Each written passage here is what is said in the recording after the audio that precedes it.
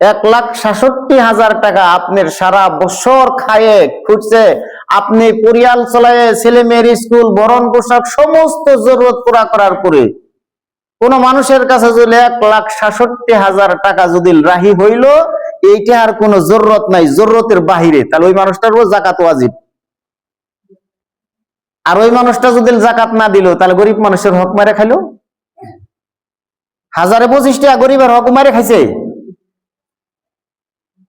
কিয়ামতের দিন আল্লাহর কাছে জবাব দেওয়া লাগবো, কিয়ামতের দিন আল্লাহর আদালতে খাড়ে খাড়ে জবাব দেওয়া লাগবো। আছে না আরো মানুষ, বহুত মানুষ আরো জোর ব্যাংকের মধ্যে 5 লাখ 10 লাখ টাকা জড়ো করে দিচ্ছে, কিন্তু ওই ওই ওই 5 লাখ 10 লাখ টাকার হিসাব কিন্তু ওইটা যেটা গরিবের হক উনি আদায় করে না। এই যে গরিবের হক গুলো মারতেছে কিয়ামতের দিন, এই যে 1 লাখ টাকার মধ্যে 2500 টাকা, এটা তো আপনার হক না, এটা গরিবের হক। এই 1 লাখ টাকা 2500 টাকা যদি আমি বাইরে দিচ্ছি, বাইরে দেবেন, আনের টাকা হালাল হয়ে যাবো, পাক পবিত্র হয়ে যাব। এই 1 লাখ টাকার ভিতরে 2500 টাকা ঢুকায় রাখলেন, সম্পূর্ণ টাকা গুলা হারাম করে দিলেন। ওই জন্যই প্রত্যেক মানুষ যদি এই বস্তুটা যদি ইহতেমাম করতো, তাহলে মানুষ, গরিব মানুষ এত এত হাহাকার থাকতো না। ওই জন্য শরীয়তের খেয়াল রাখছে। এক হাদিসের মধ্যে আইছে, যেদিন কিয়ামত হব, আমি যদি আজকে মরে যাই, সব দুনিয়াতে থিয়ে যায় না, না নিয়ে যায় কোনো মানুষ, সব থিয়ে যায়। খালি হাতে দুনিয়া থেকে রওনা হয়েছে, খালি হাতে দুনিয়া আইছিল, খালি হাতে আবার খালি হাতেই এই দুনিয়া থেকে রওনা হয়েছে। 4 জনে কান্দে কইনা কবরে নামাই থিয়েছে।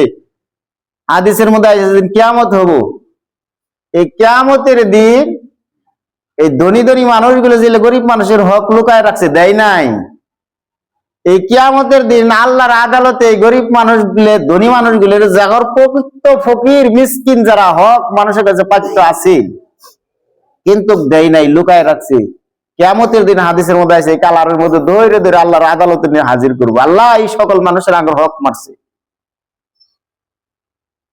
ওই কিয়ামতের দিন ওই আপনার দুনিয়ার টাকা পয়সা ধন দৌলত গুলো জাহান্নামের আগুনের মধ্যে দিয়ে গরম করে আপনার শরীরের মধ্যে দাগ দেওয়া হবো।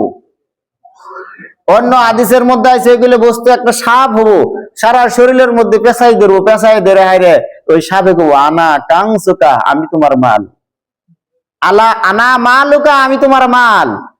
আর ওই পেঁচাই ধরে ঠুরকাবো, আমি তোমার মাল। ওই জন্য আল্লাহ রাব্বুল আলামিন বলছে, ইন্নামা আমওয়ালুকুম ওয়া আওলাদুকুম ফিতনা, তোমার মালও তোমার জন্য ফিতনা। যদি সঠিকভাবে যদি ব্যবহার না করো, কিয়ামতের দিন তোমার ফিতনা হবো। তুমি ফিতনার পর ওই মালের বদলতে তুমি জাহান্নামে যাওয়া লাগবে। ওই জন্যই আঙ্গর জাগর আছে আমাদের, যাদের উপরে